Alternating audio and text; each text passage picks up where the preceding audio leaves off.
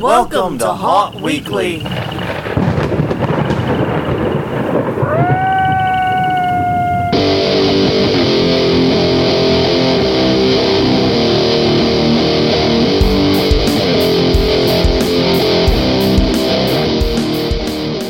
Hello, everyone. I'm Jonathan. I'm Crystal. And this is Haunt Weekly, a weekly podcast for the haunted attraction, haunted entertainment industry. Whether you're an actor, owner, or just plain aficionado, we aim to be a podcast for you. And we are coming to you late this week, a little bit, not much. Right. Still getting it out within hours of our usual time. But the problem, actually, this is my fault. I spent more time than I anticipated researching this particular episode. I thought I'd had a lot of the information down and blah, blah, blah. Turns out I needed like 6 hours. Yeah. So this is definitely one of the longer research projects I've put in for this show. But yeah, that meant we couldn't record Sunday when we usually record, so we had to record Monday after work. So here we are. Yay. So if you would like to receive Haunt Weekly content every Monday as it goes live, you can find us at hauntweekly.com. We're also Haunt Weekly on Twitter, Haunt Weekly on Facebook. tinyurl.com/hauntweekly is our YouTube channel. You can find all the previous episodes there, neatly organized for your perusal. We also find us on iTunes, Google Play, Stitcher, anywhere finer podcasts are distributed. But yes, now last week we did an episode about why the haunt industry is in trouble. Right. And we'll get into it more in a minute. This week, though, we're doing the counterpart episode. Why things are looking great for the future of the haunt industry. Yeah. Ostensibly a happier topic if it hadn't been as difficult as it was to find the information I wanted. Yeah, it's weird that it was easier to find the It really was, news. and that may be the most depressing part of it all. Yeah. That may be the most worrisome thing. Is I really thought this was going to be like The Breeze. I'm like, I'll just nail this. I'll go to America Haunts and a few other places. Bingo, bango, bongo. We'll be done. I was like, yeah, this is going to be easy. No, it wasn't. Turns out, no. But anyways, we're going to get through it. But first things first, we have to do our conference reminders. It is an odd episode. You are the oddball. I know you roll your eyes so gingerly every time I say it. Just because you say it every odd episode. I know, I do. Why don't you kick us off, though? All right. May 10th through the 12th. That's coming up really soon. Next month? Yes, well, next month. But it's West Coast Haunters Convention, Portland, Oregon. It'll be here before you know it. Doubletree Hotel Portland touring Nightmare Factory Haunted House also includes a costume ball, a silent auction, and the Nightmare After West Coast Haunters Convention Film Festival, and a secret selection of films. HauntersConvention.com for more info, but not about the films. No. After that, May 17th through the 19th, it's Ohio Halloween and Haunters Convention at the Ohio State Reformatory in Mansfield, Ohio. They will be touring 6 haunted houses. There are 3 pre-show haunts, Hauntville, the Hudson House, and Haunted Hydro. And during the weekend itself, they'll be touring Blood Prison, Lesson to Fear, and Trail of Nightmares. Be a Freakers Ball, costume party, a ghost hunt, and more. All at Ohio Halloween and Haunters Convention.com. Okay, June 7th through the 9th, it's Midwest Haunters Convention in Schaumburg, Illinois, at the Renaissance Schaumburg Convention Center and Hotel. Tours of Dead Rising, Midnight Terror, Massacre, Basement of the Dead, and Hell's Gate. MidwestHauntersConvention.com for more info. All of those are great haunts. We have been to them all and recommend part of the Liberal, part of the Lost Souls Haunted Bus Tour last year.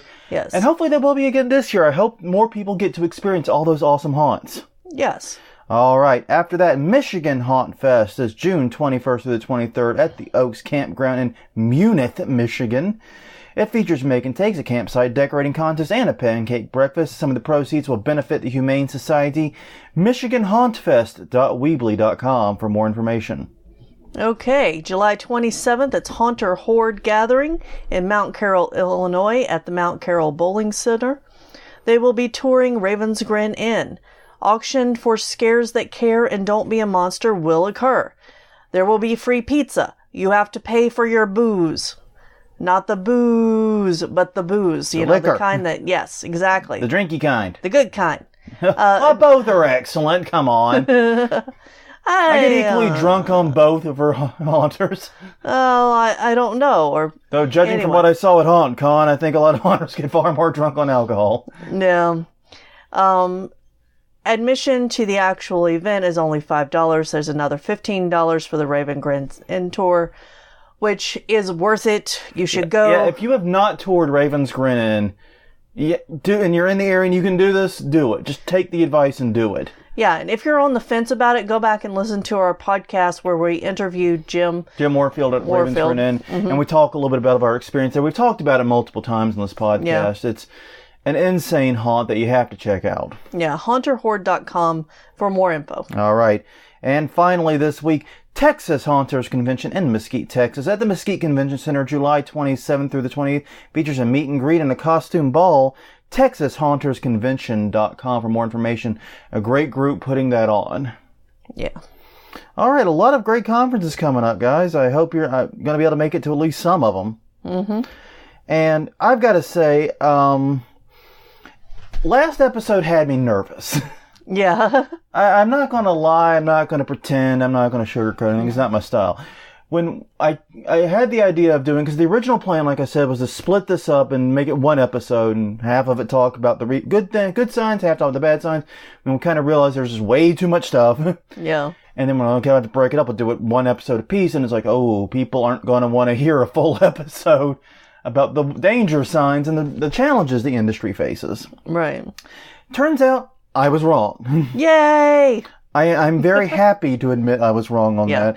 The response has been overwhelming. Yes. We got some great feedback. One person, and I'm sorry I don't have it pulled up, suggested we write an article about it. I am going to do that. Yeah. We thought maybe we would have a transcript by now, but that didn't happen. Yeah, we were supposed to have a transcript, which is going to make things a little bit easier, but I can just write our own based upon the show notes, which I still have, which so it's not a big deal. But still, we are going to do that. That is in the future plans. I don't know where I'm going to post it. I may put it on my Medium account. I have a personal Medium account that I use for like random writings that I do. Yeah. That don't belong on any of my sites. And because honestly, one of the downsides of Fireside.fm is it doesn't really have a way to do text blog posts that I know. Mm-hmm. I may check and see if there is a way. Okay. And if there is, I may do it later this week after this episode goes live, and I'll share that. Yes, and that thank you goes to Liz Cannon for that suggestion. I could not remember the name. I know. Thank you for the save there, Crystal. Liz Cannon, thank you for that wonderful idea. We're going to do that, and we may do it with this one if there's an equal demand for it. But yes, it was, like I said, probably one of the most popular episodes we've had in recent history. The feedback has been wholly positive. Yeah. I don't think we got a single negative comment, which blows my mind. It received roughly 10% more downloads than most episodes. So thank you all for being awesome. Yes, thank you. I just wanted to say that. I wanted to say thank you to our fans and the haunt community in general for being cool about it. Yeah. Because we love this industry, we love this community, but some of that means you have to be realistic sometimes. And that's what that episode was about. This is the one where we get to stroke our own ego a little bit. Yeah. We get to do that now. We're going to do that this week. But no, seriously, thank you guys. Thank you all for just being awesome and not being total heels about it, basically. Yeah, and hopefully we'll be able to continue that conversation. It is a difficult one, but a necessary one. It is. Elsewhere. And especially some of the elements like the size of the industry and the demography and how things are shifting. Right. These are things we do need to think about. Yeah. And sort of look at how we're going to fit in as a niche experience in this changing world. Right.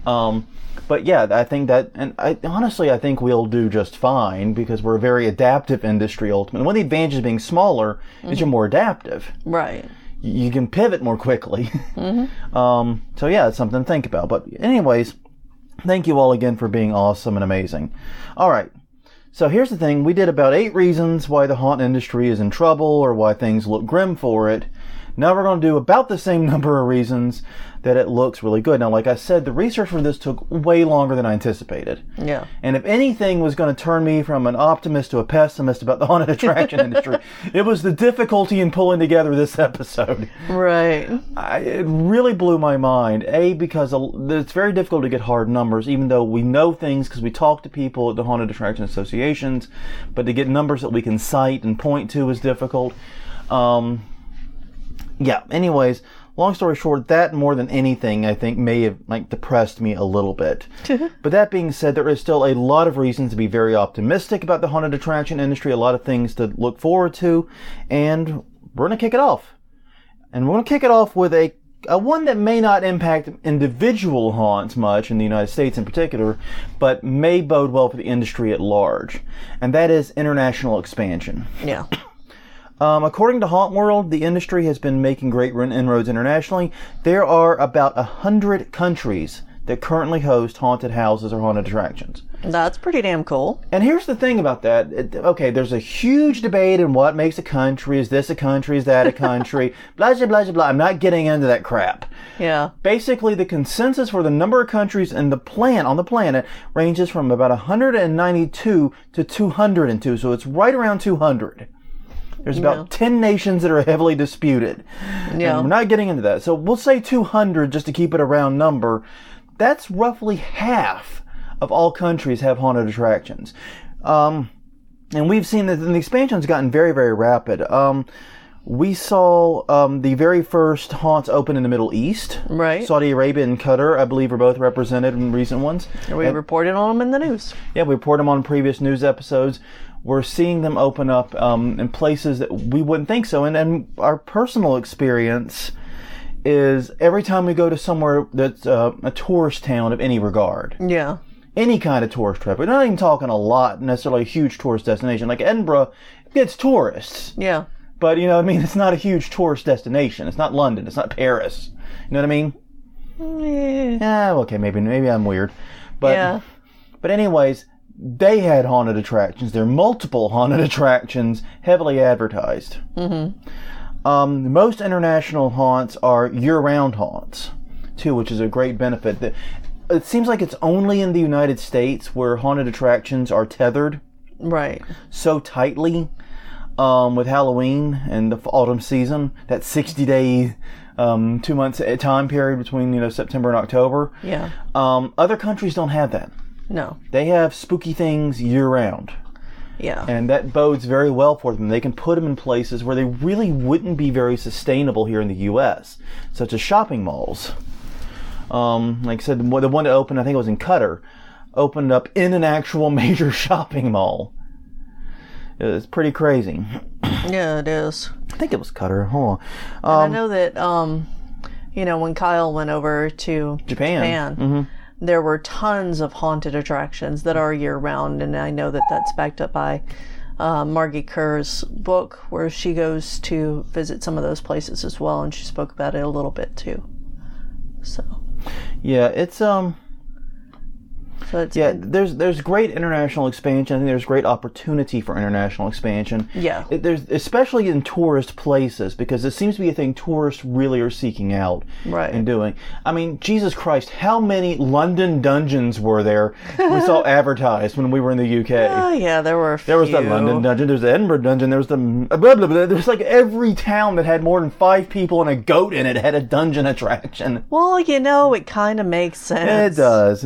And one of the weirdest stories that we had in our history going to haunted houses was the Budapest one. Right.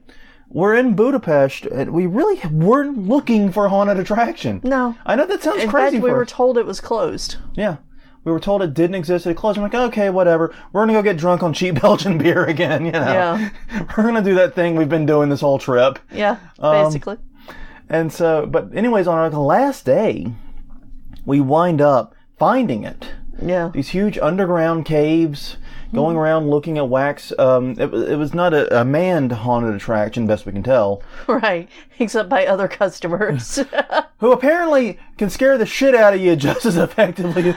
Yeah. Yeah, you get to scare each other. Yeah, accidentally often. Yes. When you collide in the dark. Yes. Turns out that's really effective. I don't know about safe, but effective, yes. Yeah. Yeah, we got fucking lost in there too. Well, yeah. We barely made it out before they locked us in overnight, which... Yeah, because they didn't realize that we were in there, and being locked in there overnight would have been tragic for multiple reasons. They could have just counted the fucking lanterns. We had one of their lanterns. They could have, but they didn't, apparently. Anyways, but still, we found a haunted attraction in Budapest. It was a hell of a story, a hell of a ride. It was different than what we've seen elsewhere in both the US and the UK and so forth. But it was no doubt a haunted attraction by any definition. No. There was also the haunted attraction at Hogwarts Castle. Oh, yes. The one we found in Alnwick. Yeah. That's its real name. It's spelled Alnwick, but it's pronounced Alnwick by the locals. Like the L just kind of disappears. Yeah. It's England. But yeah, they actually had one in their dungeon there that was actually theatrical as fuck. Yeah. The only way to describe it is like 16 people can go to it a day. Yeah, I know. The limited amount of space, but we managed somehow to score tickets. Yeah. And free tickets with the attraction fee. So if you go to Alnwick Castle, aka Hogwarts, because that's actually where they filmed the outside scenes for the first couple of Harry Potters, so they went full CG. Try to hunt down someone to talk about the haunted attraction they have there, the dungeon experience, if they still have it. Yeah. But yeah, you'll find internationally the growth has been amazing, both in terms of statistics and our subjective experience, is what it comes down to. Okay, the second item. Haunts are a growing promotional medium. Mm-hmm. Once again, may not impact specifically your haunt, especially if it's an established one, but this is really good news for the industry as a whole. Basically, we're seeing haunts used in non-traditional ways. Something that's kind of grown in the time we've been doing Haunt Weekly. Right. Just a few examples that we have reported on.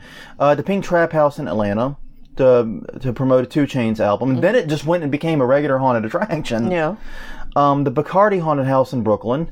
Also in Brooklyn, Gorillaz did a haunted house, which turned out to be less haunted. That one's more dubious whether it was a haunted attraction or not, apparently. It was booked as it. It was billed as it, but it was more of a recreation of sets from the videos, from the sound of it. Yeah. Regardless, Slipknot did a haunted house in Des Moines. Mm-hmm. And that's what we're seeing, is we're seeing these promotional vehicles, these / art experiments that are haunted attractions. Largely, we're seeing them in like LA and New York, and maybe like cities like Miami and so forth, very high population areas. Right, and we know at least one haunt locally who's done a pop-up haunted house at a charity event. Mm-hmm. So it's not like this is a closed market to us. No. We could work with promoters and actually reach out to them in order to get these little pop-up haunted houses to... We had a local casino reached out to us once, wanting us to do a haunt for their employee party thing. Yeah. They were scant on details. We turned it down because we just weren't equipped for it. Right. Probably could have pulled it off, but... Yeah, but getting permits and all that. Yeah, it would have been more work than it would have been worth. Yeah, it's because traveling's was in the name. Yeah. We've since rebranded that a little bit. But regardless, this is a new thing, relatively new thing. We've seen haunts, corporate promotions within haunts have been a thing forever. I mean, this is going on. I mean, according to Haunt World, Coke, Pepsi, every fast food chain on the planet, The Truth, the cigarette, anti-smoke campaign, those guys got money, all right? Yeah. The Truth people, they're funded by the cigarette company settlements. Yeah. We're talking multi-billions of dollars just for marketing there. They got money. Don't knock that one. Cell phone companies have all used corporate promotions. That's old hat. That's old news. Yeah. What we're seeing now is the haunt itself being a promotional vehicle. Right. And this is something that's growing, and I think haunts should really look at. I think the idea for corporate sponsorship of haunts could be a thing. I mean, I don't think we're going to see, the Coca-Cola, Pepsi 13th Gate haunted attraction. Yeah, but you do have Rob Zombie's haunted attraction. And well, you did. And also Alice Cooper puts on a house. And Penn and Teller did last year. Yeah, but for brands where it makes sense, this is a real opportunity. And more often than not, they've been pairing up with established haunters. Right. Because it's someone who wants to put on a haunted house, but maybe doesn't know the ins and outs of it. Yeah. Maybe they really got a product, they got a brand, they got something that they want to get out there, but they don't have the experience, so they pair up with a haunted attraction. This could be something for haunts to seek out and make a potentially lot of money in. Yeah. I see this as being very, very lucrative. Mm-hmm. And also it's a big boon for another reason, because it pairs us up and associates us with these large brands. Remember, we're a small industry. Yeah. We covered this last time. Yeah, we do $500 million in ticket sales. That's still a small industry, though. Right, and then whenever you pair up with larger ones, then you get in front of their customers, too. Yeah, you get that boost. And it's not just you get their eyeballs. No. You get the recognition. You get your brand comes up, and that boosts the whole industry. Yeah. If they see, like 2 Chainz and so forth, working out and making haunted houses, they're going to see haunted attractions as, that's, their fans are going to think more highly of haunted attractions across the board. It's not going to just involve the Pink Trap House. Right. All right. Next item. This does affect you. The safety record of haunted houses in the last 35 years. Yeah. Here's the thing. I have been looking for a while on this one. This is one of the reasons the research took along. I didn't want to put my foot in my damn mouth. And I don't think I am when I make this next statement. I can find no instance of a person dying in a customer dying in a haunted attraction due to negligence of the haunt since 1984, which was coincidentally the Haunted Castle fire in Six Flags. Yeah. I cannot find a single incident of that. If you know of one, please let me know. I searched all the news coverage I could. I found tons of stories of people dying in haunts, usually by unknown heart conditions. Yeah, and not tons. Well, not tons. Not. Okay, let me rephrase this. Tons of stories, but not tons of people. Right. That's fair. Because, like I said, we'll get to the list in a second. Because they get a lot of coverage. They get a lot of coverage, happens. but it doesn't actually happen that often. Right. That I can find. In fact, one of the reasons this took so long to research was that I keep, no, that's the same person, that's the same person, that's the same damn person. Screw you, that's the same person. Over and over and over again. Here's some of the examples that I was able to find, though. In Hong Kong in 2018, there was a man, we covered this on Haunt Weekly, a man who was killed after entering an off-limits area at a dark ride. Yeah. He basically got out of the car, went into a area he wasn't supposed to. I'm kind of lost on exactly how it happened, and a piece of machinery struck him and he died. Yeah. Okay. In 2016, a teen died in a rural North Carolina haunt after being chased into the street. Now, we've talked about this one there. This is an example. He was playing with his friends. His friends were playing with him. He was playing with his friends. And apparently he ran for about a quarter mile after the chase ended. Yeah. They didn't actually chase him anywhere near the street. He just kept running. And it was a very rural street. But there just happened to be the one car on the road, happened to be at the wrong time. And he was struck and killed. It's a tragedy, but it does not appear, no one seems to be blaming the haunt for that one. Right. 2016 also, there were 3 killed on a haunted hayride that was traveling down Highway 80 in Mississippi. I'm trying to figure out why the hell the hayride was going down a highway? A state highway. Yeah, I don't know. I think you explained that with Mississippi. Yeah. Sorry, guys. Yeah, we have not had the best luck with Mississippi haunts, just saying. No. 2016, a worker died in a haunted house in Disneyland Paris. That could have happened anywhere. He was an electrician. He was electrocuted. And in 2014, a teen died of a previously unknown heart condition in Haunt Illinois. That got so much coverage that it was absolutely insane. And in 1990, an actor did die of hanging in a haunt in New Jersey. Right. So we have had an actor die. Right. And that was due to negligence. It was... Yeah, you don't do the... No. The fake we scene. We have completely avoided hanging sequences with live actors.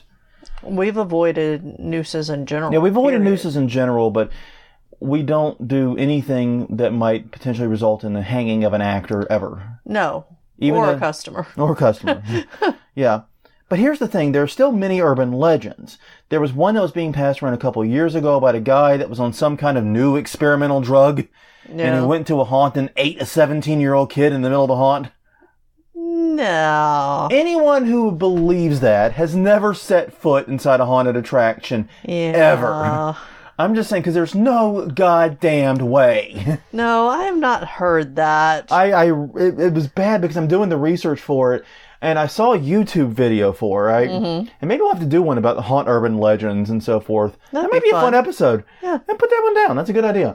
But, so anyways, I'm reading this, I'm reading the headline, and it goes to a YouTube video, and it's just this random dude talking into a microphone about, this story actually happened, it's being reported on, and all the comments are like, so scary, so horrible, and I'm like, wait a minute, let me just do a quick Google. So fake. And like the quickest Google search to follow up on it, immediately said, no, fake news.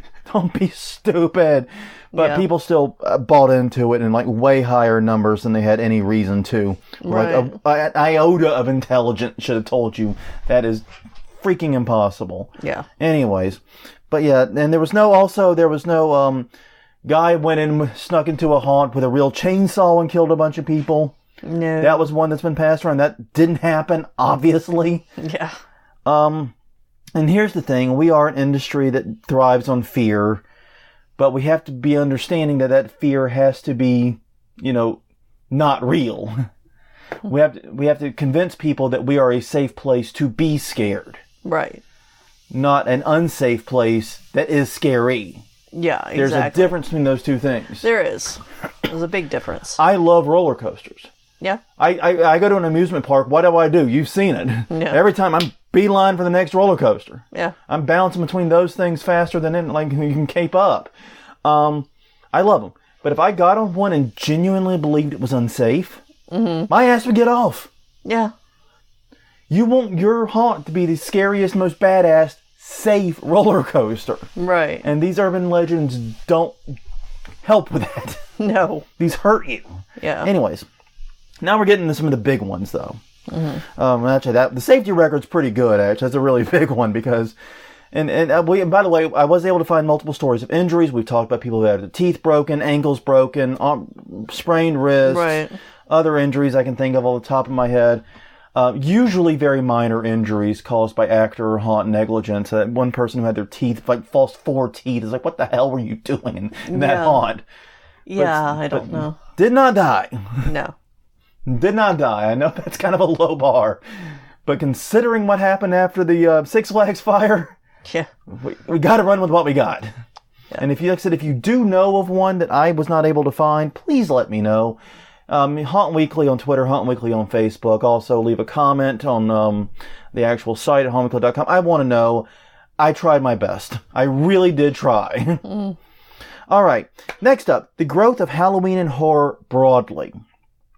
According to multiple sources, 2017 was the biggest year for horror movies in terms of money spent.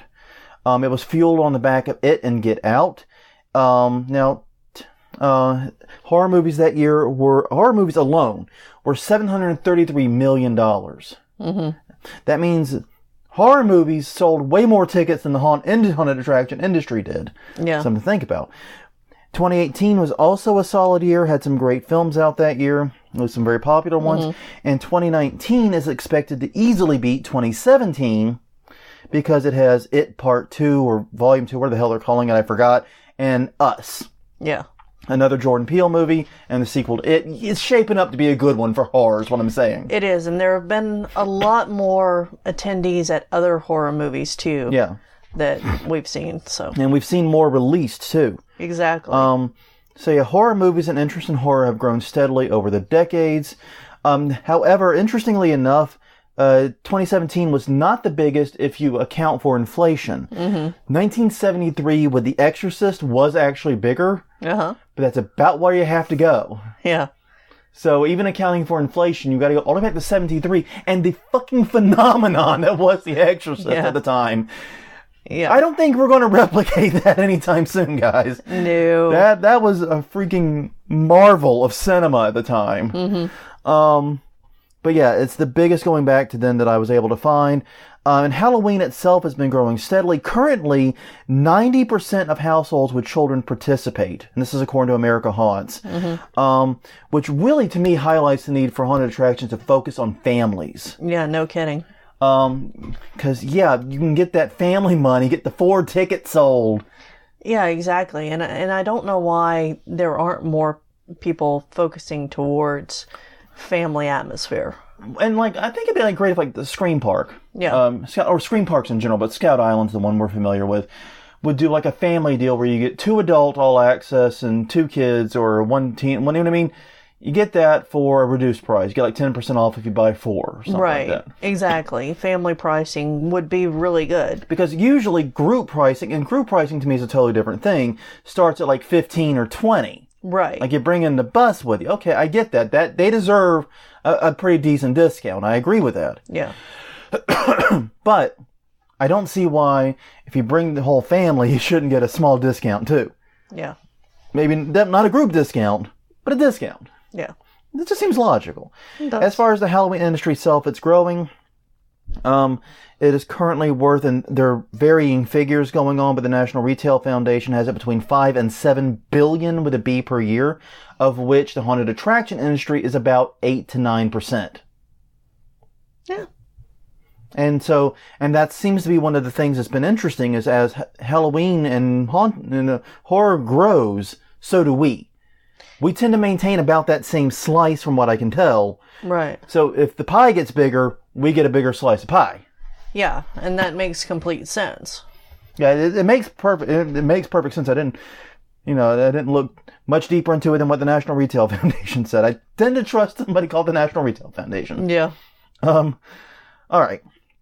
Number 5, improving racial demographics. Last time we talked about the kind of terrifying age demographics. Yeah. And what's coming. Basically, people are living longer. They're having fewer kids.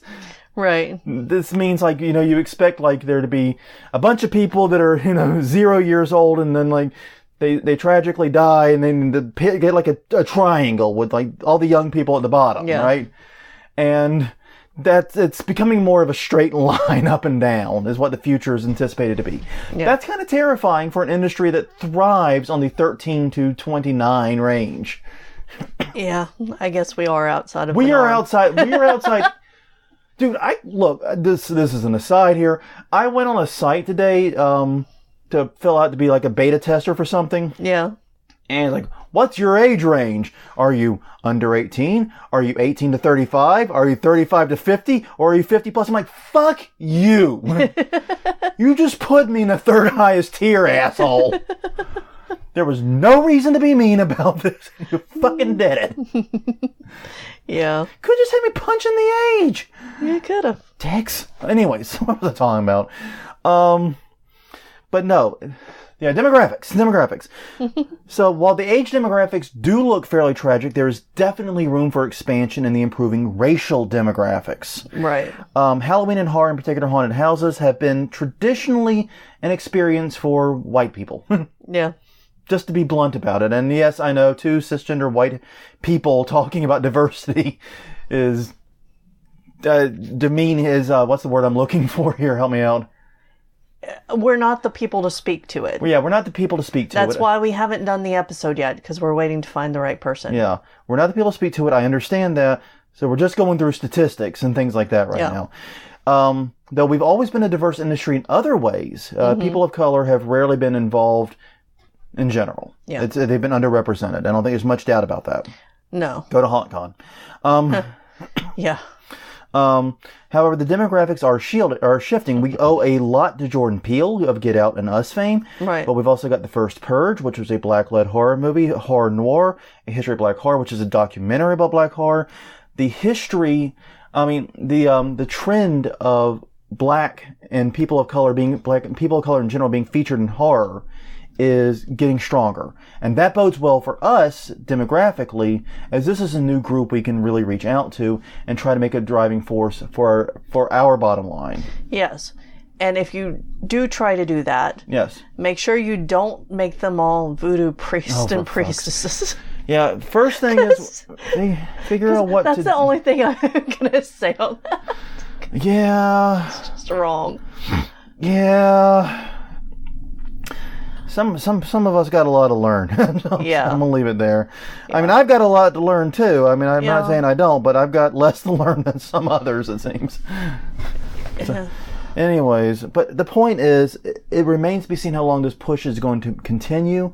But one thing that I'm hopeful for is that the young kids, a very young, diverse audience that's going to these movies will grow up to become paying, diverse haunt fans later in life. Or haunters themselves. Yeah. They will become actors. They will become haunt attendees, haunt owners. They will be... Yeah.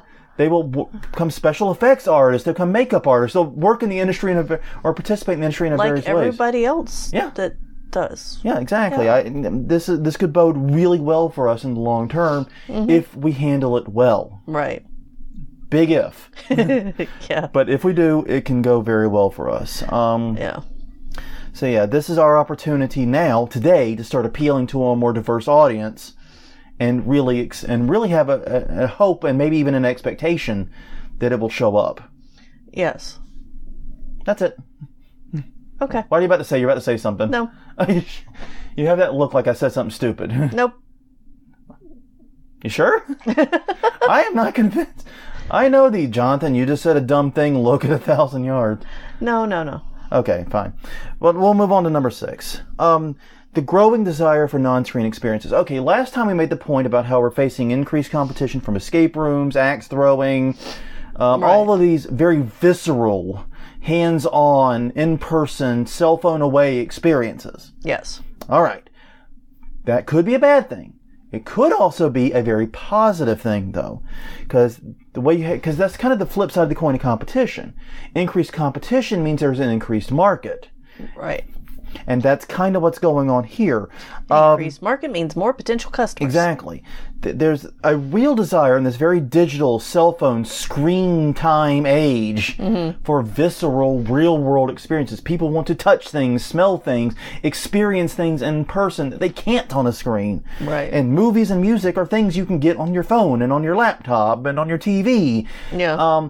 You can't get on an attraction on your laptop. Not yet. They're working on it. Well, VR, no. They're pushing it. They're trying. But these are real, unique experiences that are visceral. They are real in person. And I'm going to say real like 100 times in this, apparently. I think we noticed. Yeah, sorry about that. That's okay. But the point is that this is something that you can't get from a purely digital thing. You have to get it in real life, and that makes it unique and valuable. And here's the thing. A lot of people trash hipsters and millennials. I hate the term millennials. I just want to be clear about that. Yeah. I hate that term. Because I'm technically a millennial. Yeah. I was born in 1980. I'm technically a millennial by many standards. Yeah. Or some people are like, oh no, you're a zennial. Whatever. Who the fuck cares, really? I hate the term millennial because you're trying to typecast an entire generation of people that's very, very broad and has very diverse experiences and taste into one monolithic brush, and it doesn't work. Never has. But here's the thing. There is growing evidence that young people are either seeking value experiences, something very, very cheap. Pinch those pennies, save that money, because and a lot of that's the economy they came up in. Right. Can't blame them. But they are more than willing to spend lots of money for very special experiences. Yeah. They're willing to pay a premium if something justifies it. And we are in the culture of FOMO, fear of missing out. Yeah.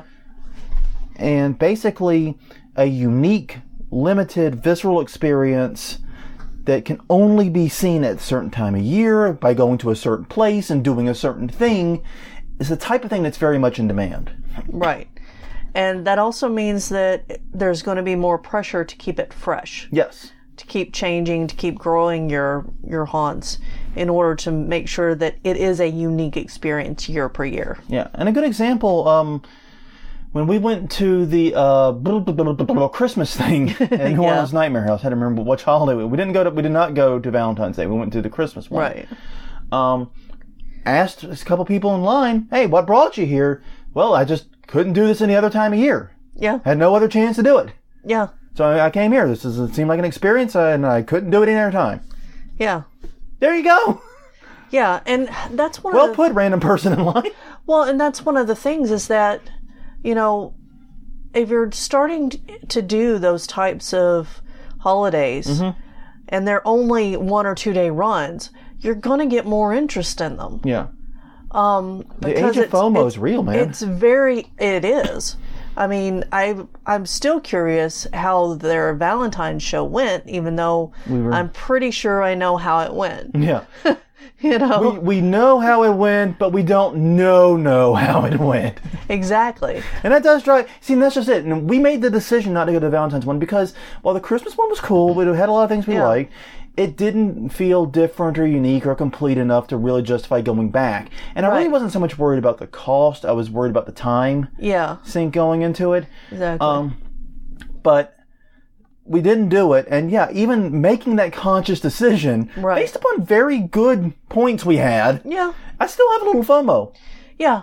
Well, and that's just it. If you made those holiday experiences truly unique to the holiday, not just put a few decorations that made it holiday friendly, made it a truly unique thing, more people would go, oh my God, I missed that? Yeah. And they would be back at the next one you had. Yeah, they're not going to miss the second. Nope. That's a good point, and I agree. Mm-hmm. All right. Next item up for bid. There are more haunts than ever. Yeah. According to Haunt World, there are currently 1,200 commercial haunts, 3,000 charitable ones, and 300 amusement parks in the United States. Yeah. That's not to mention all the home haunters who aren't on the list. No, that doesn't cover the home haunters. Yeah. Well, I don't know what they consider a charitable one, actually. That's a bit of a fudgy term to me. It is. That could mean a lot. We could be considered a charity haunt because we accept donations and we turn no profit at all. Yeah. We typically receive about $500 in donations. We typically spend $1,000 to $1,500. Yeah. Easy. That's on the low end. That's not counting our tickets to other haunts. Yeah, I'm not keeping the receipts for Halloween like I'm doing with the new business. Yeah. So, but the point, and I'm kind of scared too. We'd probably stop. Probably. Oh God, that's depressing. But anyways, there are more haunts today than any point in history that we can determine, and there's no clear sign of a downturn. Thing is, there is a lot of turnover in the haunt industry, but there isn't any industry with a lot of small businesses. Fact of the matter is, in any industry, most small businesses close within 4 years. Right. That's just as true in the haunted attraction industry. It's not necessarily a problem with the industry. Yeah. But the fact that more haunts are opening than closing is a positive sign. We have like I said, we have roughly, by all accounts, the largest head count ever in our industry. And mind you, this is somewhat outdated data. I think they were pulling from like 2017 or 2016, but it's the data they had, so we got to run with it. Right. I mean, the latest they could have is 2018. Yeah. And our final item is consistent year-to-year financial growth. Now, here's one of the areas where my research went off the rails. Consistent numbers are impossible to find. There are several haunted attraction organizations that seem like they would know because they have the contacts with the industry. They get the details. They get the information. They don't publish this data. The only data I was able to find was about the size of the industry, and I talked about in the last episode as of like 2016 or 2017, but nothing going back. That being said, we have spoken with some of those industry organizations, and we have also talked with haunters too that run smaller organizations, and what we learn is that pretty consistently there's been year-to-year growth. Now, some of this is due to there being more haunts. Like I said, we have a higher head count, more money, more haunts, blah, blah, blah. It's easy to figure out, right? Yes. Also, we talked about the rising ticket prices last week. That's some of it too. It's not all simply due to rising attendance. Right. But that being said, haunted attractions are still being seen as a good value.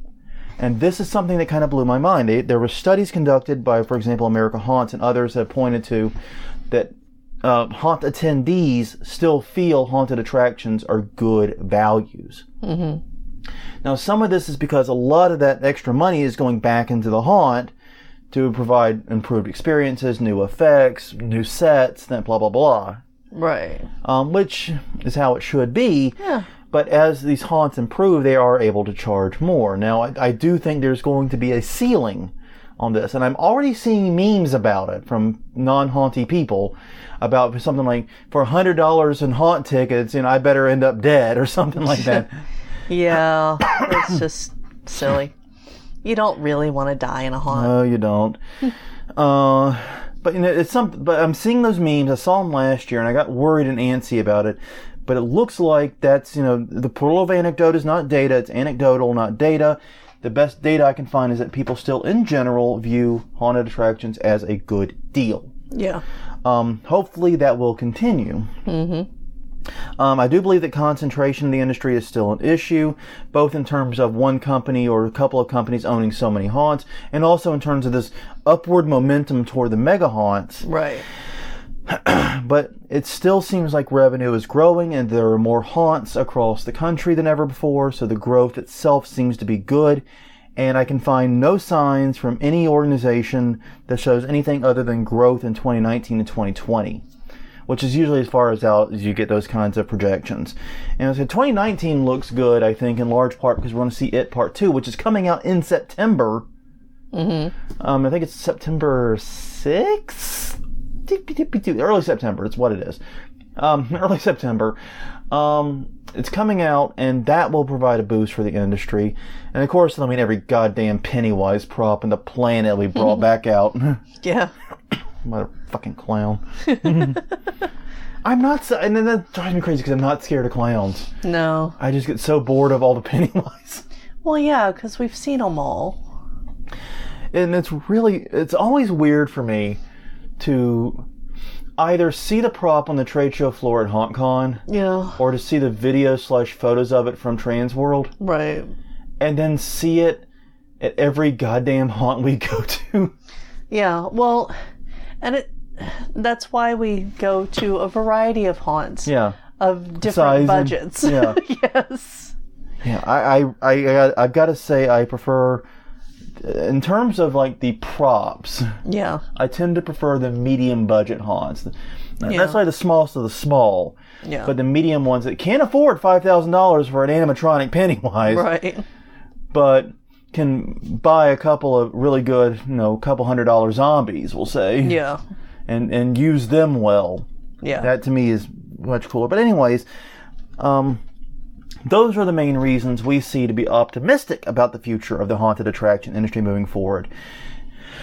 And I've got to say, having done both this and the previous episode, I went into this very bullish. I mean, we said it last week, very bullish, very optimistic about the future of the haunt industry. But after struggling to do the research on this one, I'm not saying I'm not bullish. I'm saying maybe I'm a little tampered. Yeah. a little quieted.